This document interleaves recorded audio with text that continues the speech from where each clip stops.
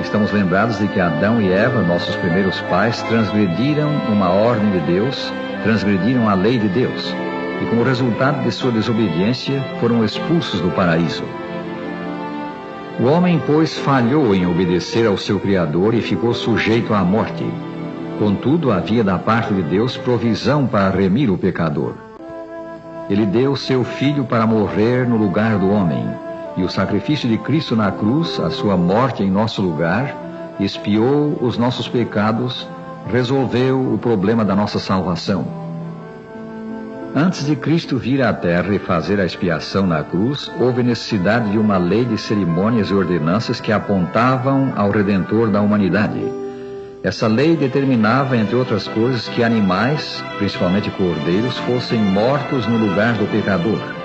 Os sacrifícios desses animais simbolizavam o futuro sacrifício de Cristo.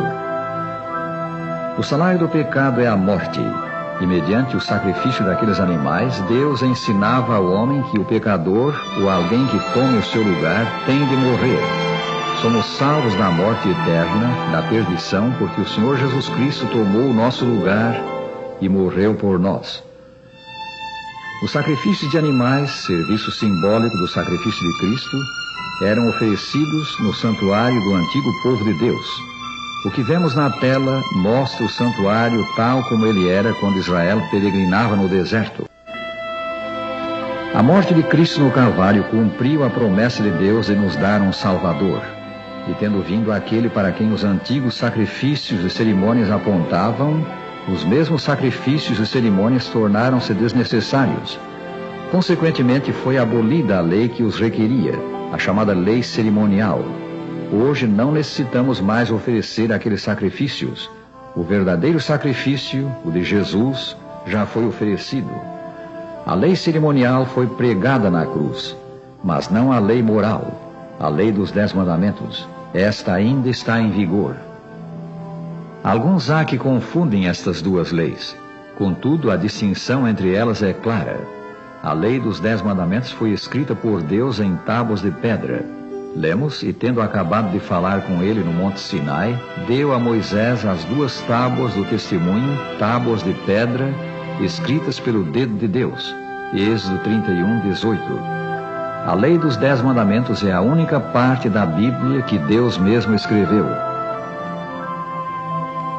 A lei de Deus é tão imutável como o seu autor.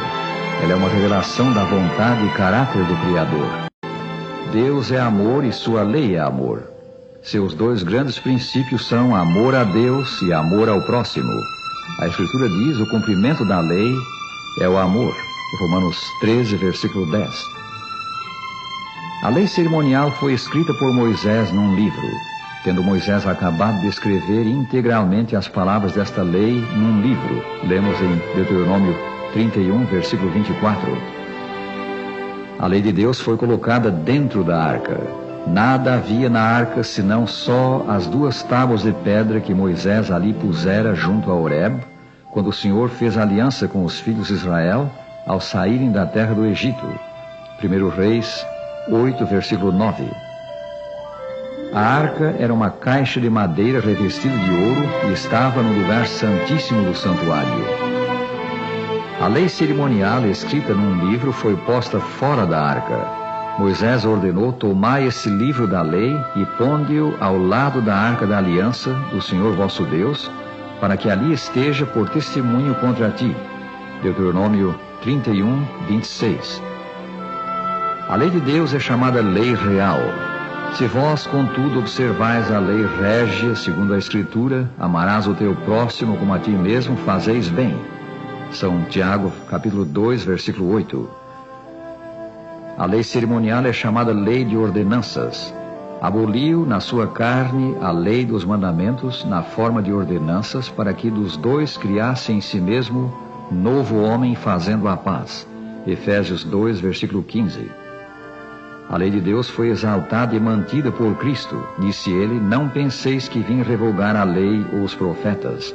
Não vim para revogar, vim para cumprir. São Mateus 5,17. A morte de Jesus demonstrou que a lei de Deus não pode ser abolida.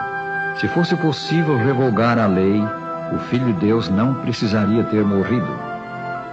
A lei cerimonial foi abolida pela morte de Cristo, foi cravada na cruz, tendo cancelado o escrito de dívida que era contra nós e que constava de ordenanças, o qual nos era prejudicial, removeu-o inteiramente, encravando-o na cruz.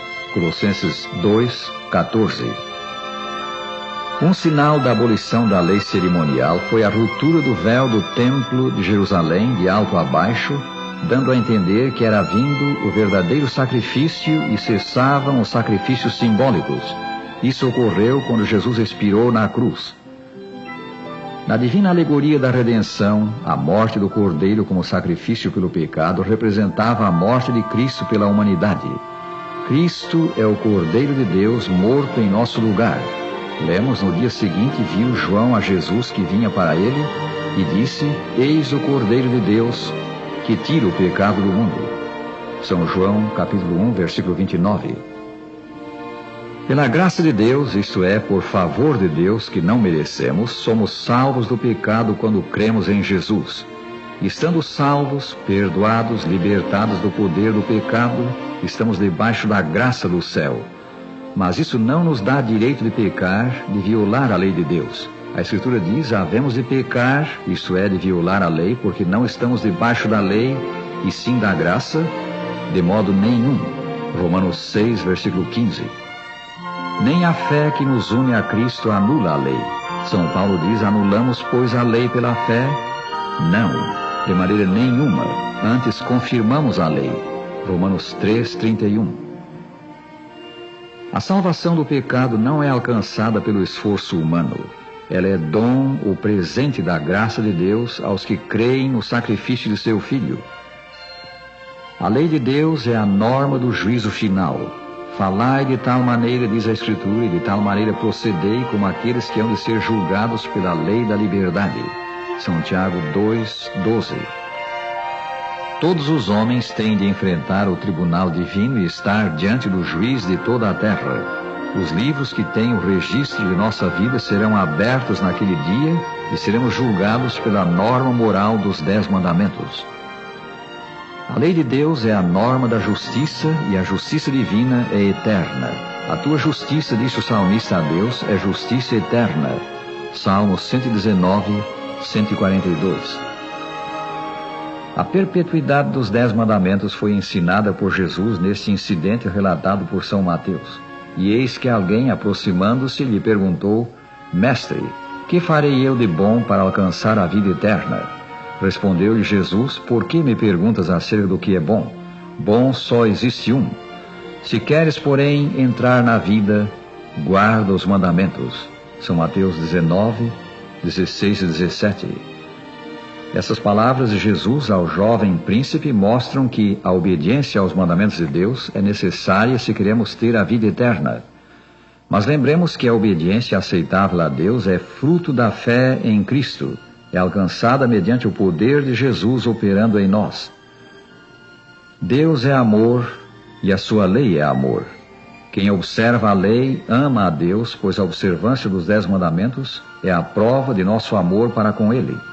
Se me amais, disse Jesus, guardareis os meus mandamentos. São João 14, versículo 15. Agora Jesus nos convida a segui-lo, vivendo por sua graça uma vida de inteira obediência. O Senhor Jesus Cristo é o nosso Salvador. Ele tem autoridade para perdoar os nossos pecados e poder para nos libertar deles. Acheguemos-nos a Ele com fé e Jesus nos fará seus filhos, filhos obedientes ao Pai Celeste. Se nos confiarmos a Ele, o Salvador será conosco e possuiremos as infinitas riquezas do céu. Ouve a